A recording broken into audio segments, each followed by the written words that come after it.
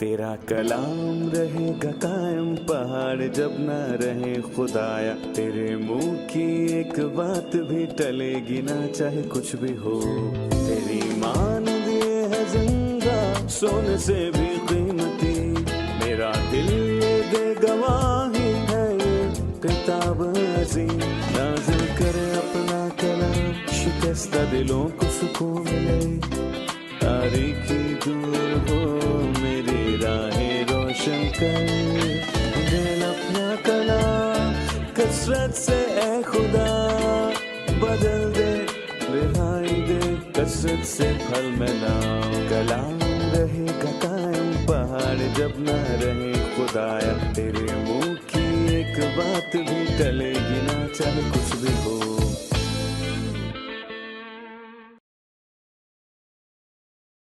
अजीज नाजरीन, मैं अयाज ज़रीफ आप तमाम देखने वालों को हमारे रोज़ के बाइबली मुतालियाती प्रोग्राम की नई किस्त में खुशामदीद कहता हूँ। इस प्रोग्राम में हम बाइबल मुक़द्दस की तमाम किताबों का मुतालिया पेश कर रहे हैं और अपने मुताले में हम पुराने अहदनामे में से दूसरे सैमुएल के 4 और 5वें बाब पर हैं। सबसे पहले मैं खुदा के खादमीन को खुशामदीद कहना चाहूँगा। डॉक्टर मुहीब खुशामदीद। बहुत शुक्रिया। डॉक्टर फयाज खुशामदीद। शुक्रिया भाई। खुदा आपको बरकत दे। साथ ही मैं स्टूडियो में आए हमारे दीगर मेहमानों को भी खुशामदीद कहूँगा। डॉक्टर फयाज, दूसरे बाब के आगाज में और इसके बाद ऐसा हुआ कि दाऊद ने खुदावंद से पूछा कि क्या मैं यहूदा के शहरों में से किसी में चला जाऊं? खुदावंद ने उससे कहा, जा। दाऊद ने कहा, किधर जाऊं? उसने फरमाया, हबरून को। डॉक्टर फयाज, मुझे बताइए कि इसके बाद और इससे पहले क्या हुआ?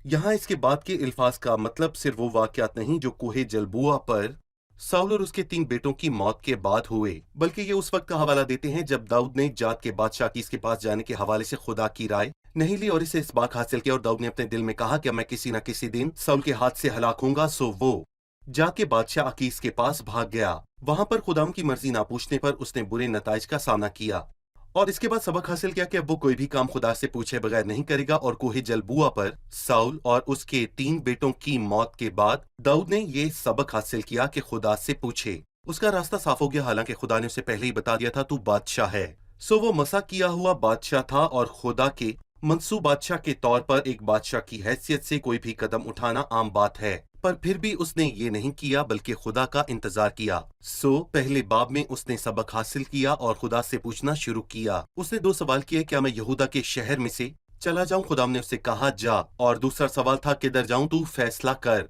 और खुदाम ने हबरून का शहर चुना। ये शानदार है कि न सिर्फ उसने खुदाम से पूछा बल्कि उसने खुदाम का इंतजार भी किया। और जब वो हबरून का बादशाह बना तो उसने 7 बरस सल्तनत की, तब भी उसने कोई कदम ना उठाया जब तक कि खुदाम ने उसको इसराइल की पूरी सल्तनत का बादशाह बनाने का इंतजाम ना कर दिया। सही। डॉक्टर मुहीब, 4 आयत में लिखा है, तब यहूदा के लोग आए और वहां उन्होंने दाऊद को मसा करके यहूदा के खानदान का बादशाह बनाया। और उन्होंने दाऊद को बताया कि यबीस जल्लाद के लोगों ने साउल को दफन किया था। सो दाऊद ने यबीस जल्लाद के लोगों के पास कासिद रवाना किए और उनको कहला भेजा कि खुदा उनकी तरफ से तुम मुबारक हो, इसलिए कि तुमने अपने मालिक साउल पर ये एहसान किया और उसे दफन किया। सो खुदावंद तुम्हारे साथ रहमत और सच्चाई को अमल में लाए और मैं भी तुमको इस नेकी का बदला दूंगा, इसलिए कि तुमने ये काम किया। बस तुम्हारे बाजू कवी हों और तुम दलेर रहो, क्योंकि तुम्हारा मालिक साउल मर गया और यहूदा के घराने ने मसा करके मुझे अपना बादशाह बनाया है। भाई मुहीब, मुझे यबीस जलाद के लोगों के इस रवैये के मुतल्लिक बताइए। दर हकीकत दाऊद आला इखलाकियात का मालिक है, उसका बर्ताव नहायत अजीम है। उसके दिल में साउल के बदले की कोई ख्वाहिश नहीं थी। उसने उसकी मौत पर तकब्बुर नहीं किया, जिसने हर तरह से उसको नुकसान पहुंचाया और ज़िंदगी के आखिरी दिन तक दाऊद को मारने की कोशिश करता रहा था। दाऊद का ये रवैया जाहिर होता है जब अमलीकी नौजवान ने दाऊद को बताया कि उसने साउल को कत्ल किया है। दाऊद ने उसे कत्ल किया। उस आदमी ने सोचा कि दाऊद उसे एक ऊंचे रुतबे पर फाइज करेगा क्योंकि उसने अच्छा काम किया है, लेकिन उसने ऐसा नहीं किया। दूसरी चीज, दाऊद ने साउल के लिए मरसिया पढ़कर मातम किया और रोया और इस्राएल की बेटियों से कहा कि साउल पर रो, اس نے اس آدمی سے گہری وفاداری کا اظہار کیا۔ یہ بہت متاثر کن ہے۔ اس نے اعلیٰ اخلاقیات کا مظاہرہ کیا، اور جب فلسطینیوں نے ساؤل اور اس کے بیٹوں کو قتل کیا، انہوں نے ان کی لاشوں کو بیت شان کی دیوار پر جڑ دیا۔ سو یبیس جلاد کے لوگوں نے راتوں رات جا کر ساؤل اور اس کے بیٹوں کی لاشیں بیت شان کی دیوار پر سے لے آئے اور یبیس میں آ کر جلایا، ان کی ہڈیاں دفن کر کے ان پر ماتم کیا۔ داؤد نے ان کے اس برتاؤ کو سہارا اور یبیس کے لوگوں کو مبارک کہا۔ اس نے ان کے ساتھ اچھا برتاؤ کیا کیونکہ وہ لوگوں کا اعتماد حاصل کرنا چاہتا تھا۔ وہ امن کی فضا قائم رکھتے ہوئے ان پر بادشاہی کرنا چاہتا تھا۔ صحیح، ہم ایک وقفے کے بعد مہمانوں کے سوالات کے ساتھ حاضر ہوں گے۔ ناظرین، ہم وقفے کے بعد دوبارہ حاضر ہوں گے، ہمارے ساتھ رہیے، اور اگر آپ کے ذہن میں کوئی سوال ہو تو وقفے کے دوران اسکرین پر دیے گئے پتے پر ارسال کریں، ہم اس کا جواب ضرور دیں گے۔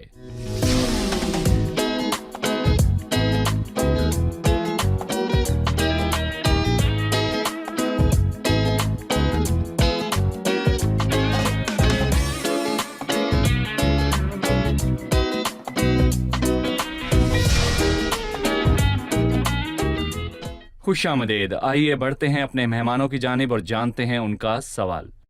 کس کا سوال ہے؟ جی کیجیے۔ دوسرے سیمبل کے دوسرے باب کی 8ویں آیت میں ہم پڑھتے ہیں کہ ساؤل کے گھر سے اشبوست ہلاک نہیں ہوا تھا۔ پھر پہلی تواریخ کے 10ویں باب کی 6 آیت میں لکھا ہے کہ وہ سب مر گئے۔ کیا وہ مر گیا یا نہیں؟ 31ویں باب میں ہمیں معلوم ہوا کہ جو ساؤل کے ساتھ مرے وہ تھے جو اس کی جنگ میں موجود تھے۔ سو ساؤل اور اس کے 3 بیٹے اور سلاح بردار اور سب آدمی مر گئے، اور جو جنگ پر نہیں گئے وہ نہیں مرے، مطلب کہ اشبوسیت نہیں مرا تھا۔ اور پھر ہمیں معلوم ہوا کہ اس کا پوتا یعنی یونتن کا بیٹا، اس کا نام مفیبوست تھا، وہ بھی نہیں مرا۔ اس کے سب بیٹوں سے مراد وہ لوگ تھے جو اس کے ساتھ جنگ پر گئے تھے۔ جو جنگ پر گئے تھے؟ جی بالکل، جنگ پر۔ صحیح۔ ڈاکٹر محیب، 8ویں آیت میں لکھا ہے، لیکن نیر کے بیٹے ابنیر نے جو ساؤل کے لشکر کا سردار تھا، ساؤل کے بیٹے اشبوست کو لے کر اسے مہنائم میں پہنچایا اور اسے جلاد اور عاشروں اور یزریل اور افراہیم اور بنیامین اور تمام اسرائیل کا بادشاہ بنایا۔ اور ساؤل کے بیٹے اشبوست کی عمر 40 برس کی تھی جب وہ اسرائیل کا بادشاہ ہوا، اور اس نے 2 برس بادشاہی کی۔ لیکن یہودا کے گھرانے نے داؤد کی پیروی کی، اور داؤد حبرون میں بنی یہودا پر 7 برس 6 مہینے تک حکمران رہا۔ میں ابنیر کے اس برتاؤ پر آپ کی رائے لینا چاہتا ہوں۔ در حقیقت یہ برتاؤ بہت سنجیدہ ہے۔ یہ سلطنت کے بٹوارے کا باعث بنا، اور افسوس یہ بہت سالوں بعد ہوا۔ سلطنت کے حصے ہو گئے۔ یہاں پر قبیلوں کے درمیان ایک بڑی دراڑ پڑنے والی تھی۔ یہودا کے قبیلے نے جبرون کے بادشاہ داؤد کی پیروی کی، جبکہ ابنیر جو کہ ساؤل کے لشکر کا سردار تھا اب بھی ساؤل کے خاندان کا وفادار تھا۔ اس نے ساؤل کے بیٹے اشبوت کو لے کر باقی قبیلوں کا بادشاہ بنایا۔ اگر حالات یوں ہی چلتے رہتے تو خانہ جنگی ہو جاتی اور سلطنت کا بٹوارا ہو جاتا۔ وہ نہایت خطرناک تھا۔ وہ نہایت خطرناک تھا۔ اس کے بعد کیا ہوا یہ بتائیے ڈاکٹر فیاض۔ دراصل یہ حالات دونوں لشکروں کے سرداروں کے سپرد تھے۔ داؤد کے لشکر کے سردار یوآب اور ساؤل کے لشکر کے سردار ابنیر کے سپرد تھے، اور یہ واضح ہے کہ وہ دونوں ہی بہت خود غرض تھے، اور انہیں محض اپنے کام سے مطلب تھا، اور انہیں خدا کے لوگوں اور خدا کی مرضی کی کوئی پرواہ نہیں تھی۔ وہ اکٹھے ہوئے اور ایک دوسرے کا مقابلہ کیا۔ انہیں صلاح دی کہ داؤد اور ساؤل کے لشکر سے 12 آدمی ایک دوسرے سے لڑیں گے۔ میں کہوں گا کہ یہ سانڈوں کی لڑائی یا پنجہ لڑانے کی طرح تھا، تاکہ اپنی طاقت کا مظاہرہ کر کے یہ مخصوص کریں کہ ان میں سے لڑنے میں بہتر کون ہے۔ لیکن افسوس، ان 12 نے ایک دوسرے کو مارا۔ 24 سپاہی، ہر ایک کی تلوار ایک دوسرے کے لیے اٹھی، اور جب ان کے 12 اور ان کے 12 کل ملا کر 24 سپاہی مارے گئے تو ان کے بدلے کی شدت اور بڑھ گئی۔ پھر جنگ شروع ہوئی اور بہت سارے لوگ مارے گئے۔ داؤد کے لشکر میں سے 19 اور ساؤل کے لشکر میں سے بہت سارے مارے گئے۔ اور پھر اس کے بعد اساہیل نامی ایک اور شخص کی موت ہوئی، جو کہ داؤد کے لشکر کے سردار یوآب کا بھائی تھا، اور یوآب نے یہ بات دل میں رکھی اور تب تک آرام نہیں کیا جب تک اس نے ابیر کو نہیں مار دیا۔ خانہ جنگی ہوگی، خدا کے لوگوں کو اس کی ضرورت نہیں تھی۔ وہ اس سے زیادہ سمجھداری سے کام کر سکتے تھے۔ صحیح، میرا بھی ایک سوال ہے۔ ہم جانتے ہیں کہ خانہ جنگی ہوئی، ہم جانتے ہیں کہ قوموں کے درمیان جنگ ہوتی ہے، لیکن یہ ایک ہی قوم کے درمیان جنگ تھی جو کہ خانہ جنگی تھی، اور یہ خدا کے لوگوں کے بیچ جنگ ہوئی۔ روحانیت کی عملی سطح پر ہم روحانی جنگوں یا خدا کے لوگوں کے درمیان جو اس دنیا میں مسیح کے بدن میں شامل اور ہمارے عزیز اور ایماندار ہیں، ان کے ساتھ خانہ جنگی سے کیسے بچیں؟ میں بس وہ عملی اقدامات جاننا چاہوں گا جس سے ہم لڑائی جھگڑے سے بچ سکیں۔ دیکھیں، پہلی چیز جو ذہن میں آتی ہے وہ ہے جداؤن۔ جب خدا کے چند لوگ اس سے سخت طریقے سے بولے اور اس کے ساتھ بحث کرنے لگے تو اس کا لہجہ نرم تھا۔ لکھا ہے کہ نرم جواب قہر کو دور کر دیتا ہے، لیکن کرخت باتیں غضب انگیز ہیں، یہ اس پر لاگو ہوتا ہے۔ اس نے سمجھداری سے کام کیا، اس نے کم الفاظ بولے، اور جو کچھ اس نے کہا اس کا مطلب تھا کہ تم مجھ سے بہتر ہو، جیسا تم چاہتے ہو میں کروں گا، اور مسئلہ ختم ہو گیا۔ اور میں کہوں گا کہ جب ایک شخص مسیحی طرز کے مطابق بات کرتا یعنی ہے، آرام سے پیش آتا آنے ہے۔ سے مراد لوگوں کے معاملات میں مسیح کی خصوصیات ظاہر کرنا ہے۔ عاجزی، فروتنی اور نرمی سے پیش آئیں تو مشکلات ختم ہو جائیں گی۔ جی ڈاکٹر محیب، اس میں مزید آپ کیا اضافہ کریں گے؟ جی، اگر ابراہام اور لوط کے ایام میں واپس جائیں تو ہم ابراہام اور لوط کے چرواہوں کے بیچ جھگڑا ہوا، اس کا یہ مقصد تھا کہ شیطان اس سے فائدہ اٹھائے تاکہ اس ملک میں رہنے والے کنانیوں اور فرزیوں کی نظر میں ان کی گواہی کو بگاڑ دے۔ اس ملک میں کنانی تھے، پر ابراہام جو ایک روحانی اور سمجھدار شخص تھا اور پوری دنیا میں اس گواہی کی کامیابی کے لیے بہت محتاط تھا، سو اس نے نقصان برداشت کیا اور لوط سے کہا، میرے اور تیرے درمیان اور میرے چرواہوں اور تیرے چرواہوں کے درمیان جھگڑا نہ ہوا کرے، کیونکہ ہم بھائی ہیں۔ زمین پر کوئی بھی چیز ایسی نہیں ہے جس پر جھگڑا کیا جا سکے، خاص کر کے مادی اشیاء پر۔ یہاں ہم اجنبی ہیں، ہم آسمانی لوگ ہیں۔ ہم یہاں اس لیے ہیں کہ خداوند کے کامیاب گواہ بنیں، ان مادی چیزوں کو یہ گواہی بگاڑنے نہ دیں۔ ہم لوگوں کی نظروں میں برے ٹھہریں گے۔ کیا یہ سارا ملک تیرے سامنے نہیں؟ سو تو مجھ سے الگ ہو جا اور پیار کو جاری رکھ، اور ہم ہمیشہ بھائی رہیں گے۔ تو چن لے اور میں اسے قبول کروں گا۔ یہ روحانی شخص ہے، اور یہی صحیح رویہ روحانی شخص کا ہونا چاہیے۔ مسیح کے بدن کے اعضاء کا باقی لوگوں سے یہ فرق ہے کہ ہر ایک اپنے ہی احوال پر نہیں بلکہ ہر ایک دوسرے کے احوال پر نظر رکھے۔ جی بالکل۔ جی، یہاں پر ہم ایک چھوٹا سا وقفہ لیں گے اور پھر مہمانوں کے سوالات کے ساتھ دوبارہ حاضر ہوں گے۔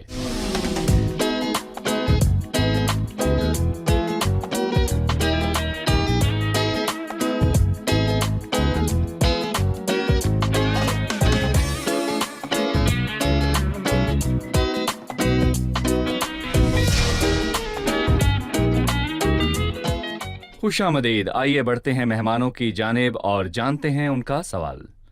کس کا سوال ہے؟ جی، ایسا کیوں ہے کہ بہت مرتبہ برائی طاقتور ہوتی ہے اور یوں لگتا ہے کہ وہ جیت جائے گی، اور بہت مرتبہ ہمیں محسوس ہوتا ہے کہ خدا اس میں مداخلت نہیں کر رہا، کبھی کبھار تو یوں لگتا ہے کہ وہ ہے ہی نہیں۔ مطلب کہ ہم جنگی تضاد اور خانہ جنگی دیکھتے ہیں اور یوں لگتا ہے کہ برائی ان پر قابض ہے۔ دراصل ہمیں واپس جانا چاہیے۔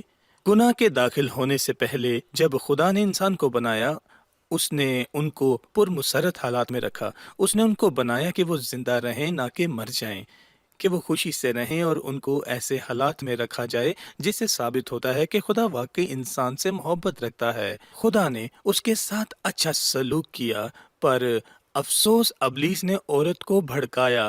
گناہ دنیا میں داخل ہوا اور گناہ کی بدولت موت دنیا میں داخل ہوئی۔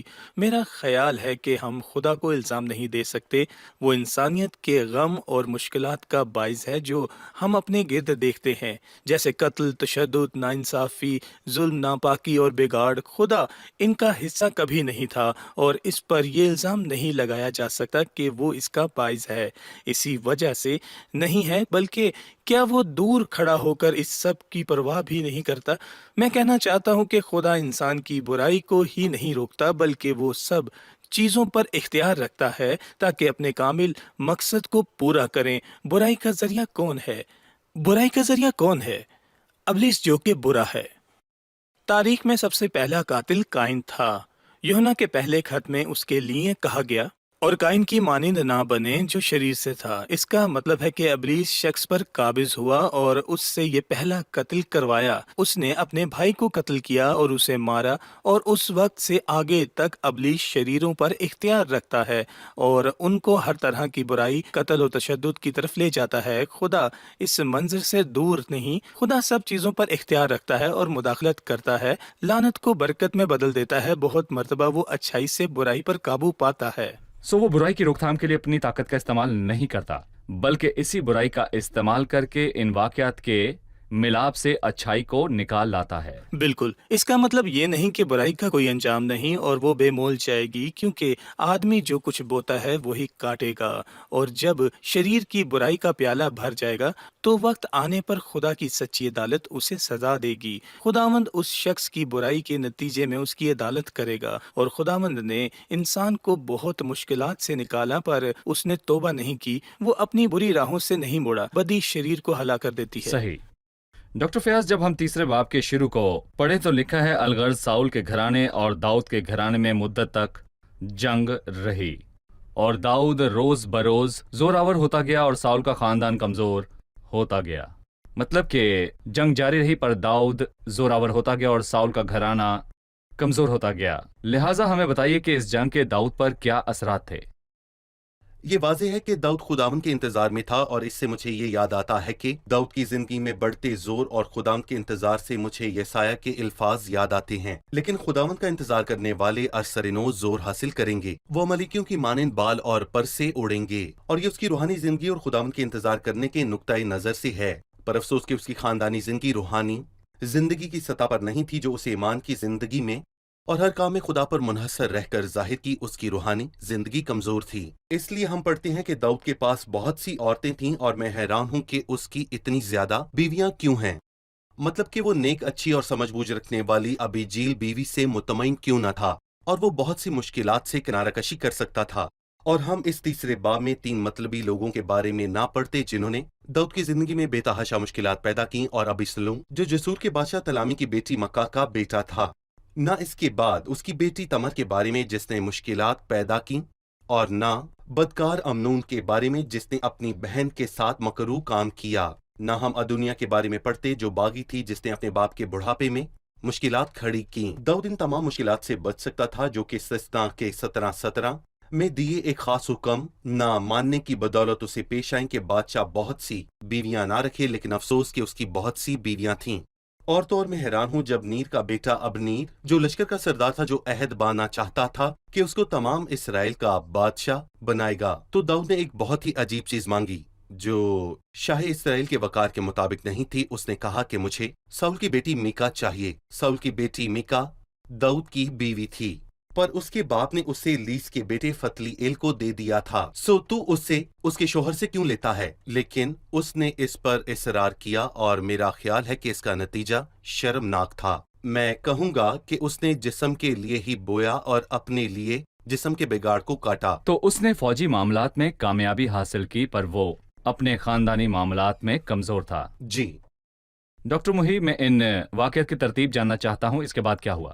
ابنیر اشبوت کا وفادار تھا، وہی تھا جس نے اسے بادشاہ بنایا، اور وہ اس کی طرف تھا اور اس کا حامی تھا جب تک کہ ابنیر نے خود کچھ ایسا نہ کیا۔ وہ ساؤل کی حرم کے پاس گیا۔ ابنیر جو ساؤل کے لشکر کا سردار تھا۔ وہ ساؤل کے لشکر کا سردار تھا، اور اس نے ساؤل کے بیٹے اشبوست کو بادشاہ بنایا، اور اب تک ساؤل کے بیٹے اشبوشت کے طریقہ کی طرف تھا۔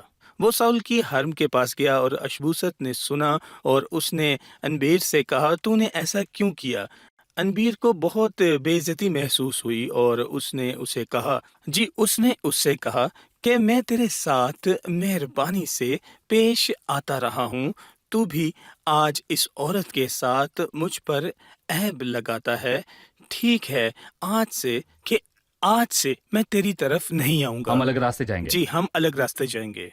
اس کا نتیجہ یہ ہوا کہ اشبوست جنگی مرد نہیں تھا، وہ کمزور تھا، وہ محل میں پلا بڑا، اس کو آسائشوں سے بگاڑا گیا، سو وہ اس جنگ میں بھی شامل نہیں تھا جس میں ساؤل مر گیا۔ اس میں کوئی ہمت نہ تھی، وہ کمزور شخصیت کا مالک تھا، انبیر نے اسے چھوڑ دیا، سو وہ پیچھے ہٹ گیا اور سلطنت کے لیے لڑنے کے لیے اس کا کردار وہیں ختم ہو گیا۔ انبیر نے داؤد سے عہد کرنا چاہا کہ سارے اسرائیل کو اس کی طرف مائل کرے گا، اور داؤد ایک شرط پر راضی ہوا، جیسا کہ ہم نے بھائی فیاض سے سنا کہ وہ ساؤل کی بیٹی میکل کو اس کے حوالہ کرے، اور در حقیقت یہ شریعت کے خلاف تھا۔ نہ صرف یہ کہ اس کے 2 شوہر ہوتے، پر یہ شریعت کے خلاف تھا کہ وہ واپس اس کے پاس جاتی۔ ایک خاص حوالہ یہ بیان کرتا ہے کہ اگر وہ دوسرے مرد سے بیاہ کرتی، وہ پہلے کسی کی بیوی تھی اور اس نے اپنے شوہر کو چھوڑا اور اب دوسرے سے بیاہ کر لیا، تو اس کے پہلے شوہر کا اس کو واپس پانے کا کوئی حق نہیں تھا، خاص طور پر یہ عورت جو شریر تھی اور دداد کی وفادار بیوی نہیں تھی۔ سو دداد نے احبار کی کتاب میں دیا حکم نہ مانا۔ آخری چیز کہ ہم نے دیکھا کہ یوآب نے انبیر کو ایسے بھائی کو قتل کرنے کے لیے معاف نہ کیا، سو چلاکی اور بدنیتی سے اس کے پاس حبرون کو گیا، اور حبرون پناہ کے شہروں میں سے ایک تھا، وہ اسے الگ پھاٹک کے اندر لے گیا، کیونکہ جب تک وہ پناہ کے شہر کے اندر تھا تب تک کوئی بھی اس سے خون کا بدلہ نہیں لے سکتا تھا۔ وہ حبرون میں پناہ میں تھا۔ انبیر پناہ کے شہر کو چھوڑ کر نہیں جا سکتا تھا جب تک کہ لائق طور پر اس کی عدالت نہ ہو جاتی، نہ کہ اس سے یوں خون کا بدلہ لیا جاتا، پر یوآب اسے الگ پھاٹک کے اندر لے گیا تاکہ اس کے ساتھ چپکے چپکے بات کرے، جیسے وہ اسے کچھ بتانے لگا ہے، اور دھوکے سے اس کے پیٹ میں ایسا مارا کہ وہ مر گیا۔ دداد نے اس عمل کی ہرگز حمایت نہیں کی، اس نے جنازہ کیا اور انبیر کی طرف بہت اچھا رویہ دکھایا۔ اس نے انبیر پر یہ مرثیہ کہا کہ انبیر کو ایسا ہی مرنا تھا جیسے احمق مرتا ہے۔ میں نے ایک بات پر غور کیا کہ ابنیر جیسا شخص جو کہ لشکر کا سردار تھا، جو کہ خدا کے لوگوں کے بیچ خانہ جنگی کا باعث بنا، وہ محض ایک انفرادی معاملے کی خاطر اپنا رویہ کیسے بدل سکتا ہے؟ صرف اس لیے کہ ساؤل کے بیٹے نے اسے پوچھا کہ تو میرے باپ کے حرم کے پاس کیوں گیا، تو اس نے اپنا رویہ بدل دیا اور داؤد کی طرف ہو گیا۔ مطلب حکمران بہت عجیب ہیں۔ ہمیں عادل حکمران کی ضرورت ہے کہ وہ آ کر سب کچھ ٹھیک کرے، اس حد تک کہ انفرادی مقاصد اور خواہشات کو لوگوں کی قسمت پر اختیار ہے۔ صحیح۔ اگر خدا کے کلام سے دور ہو جائیں تو انسان، یہاں تک کہ حکمران بھی خواہش اور ہوس کے پیچھے چلتے ہیں۔ بہت شکریہ۔ اب وقت ہے کہ ہم جانیں کہ مہمانوں نے آج کیا سیکھا۔ جو داؤد نے یبیس جلاد کے لوگوں کے ساتھ کیا، اس کے متعلق میں آپ کی رائے جاننا چاہتا ہوں۔ ہم نے دیکھا کہ ساؤل کی طرف داؤد کا برتاؤ کتنا عظیم تھا۔ نہ تو اس کے دل میں اس کے لیے برے احساسات تھے، بلکہ اس نے اس شخص کو بھی قتل کر دیا جو ساؤل کی موت کا باعث بنا۔ اور جب یبیس جلاد کے لوگوں نے ساؤل کو دفنا کر اسے عزت بخشی، تو داؤد نے ان کے اس اچھے برتاؤ پر ان کا شکریہ ادا کیا۔ صحیح۔ جب ابنیر نے ساؤل کے بیٹے اشبوشت کو بادشاہ بنایا تو یہ عمل کتنا سنگین تھا۔ ظاہر ہے اس نے سلطنت کے حصے کر دیے، کیونکہ اسی وقت یہودا کے قبیلے نے داؤد کو اپنا بادشاہ مانا، پر اس نے ساؤل کے بیٹے کو باقی اسرائیل پر بادشاہ بنایا۔ اس سے سلطنت میں دراڑ آئی اور اس کے حصے ہو گئے۔ یہ اس قدر سنگین تھا کہ اس کے باعث خانہ جنگی ہوئی۔ صحیح، بہت شکریہ، خدا آپ کو برکت دے۔ خادمین کا بھی شکریہ۔ اگلے پروگرام میں ہم اپنے مطالعے کو جاری رکھیں گے۔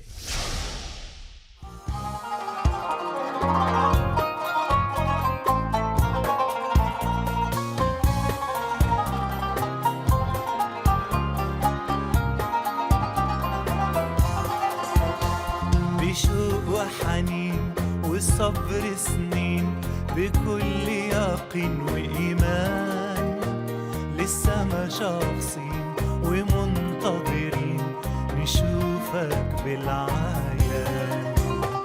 بشوق وحنين وصبر سنين بكل يقين وإيمان لسه ما شاخصين ومنتظرين نشوفك بالعيان. وتناهى الليل تناهى وتقارب النهار وعرسنا جاي ياخدنا نستوطن الديار. وتناهى الليل تناهى وتقارب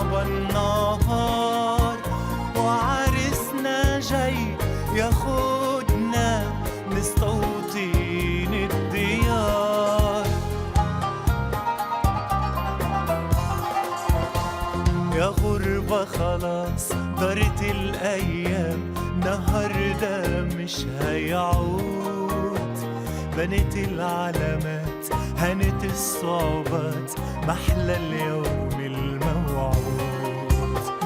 يا غربة خلاص دارت الأيام، نهار ده مش هيعود. بنت العلامات هانت الصعوبات، محلى اليوم الموعود. وتناهى الليل تناهى وتقارب النهار، وعرسنا جاي ياخدنا نستوطن الديار. وتناهى الليل تناهى وتقارب النهار، وعرسنا جاي ياخدنا نستوطن الديار. نصعد بهتاف وبصوت البوق، ومسحنا يلاقينا نهتف على طول، ننشد ونقول مجدا لك يا فدينا. نصعد بهتاف وبصوت البوق، ومسحنا يلاقينا نهتف على طول، ننشد ونقول مجدا لك يا فدينا. وتناهى الليل تناهى وتقارب النهار، وعرسنا جاي ياخدنا نستوطن الديار. وتناهى الليل تناهى وتقارب النهار، وعرسنا جاي ياخدنا نستوطن الديار.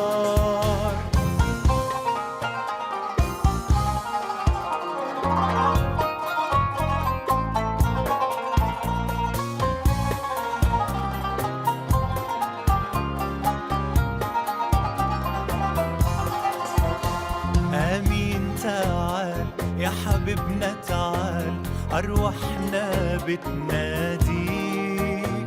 حقق وعدك ابسط لطفك، ده شعبك مستنيك.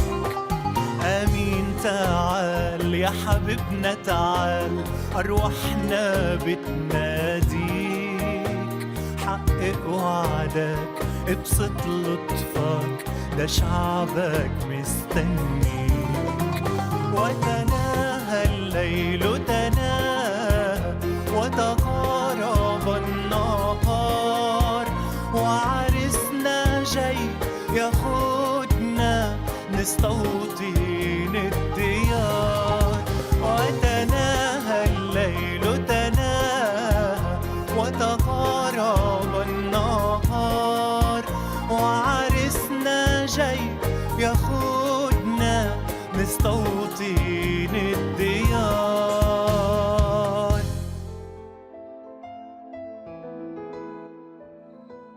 तेरा कलाम रहेगा कायम पहाड़ जब ना रहे खुदाया। तेरे मुंह की एक बात भी टलेगी ना चाहे कुछ भी हो।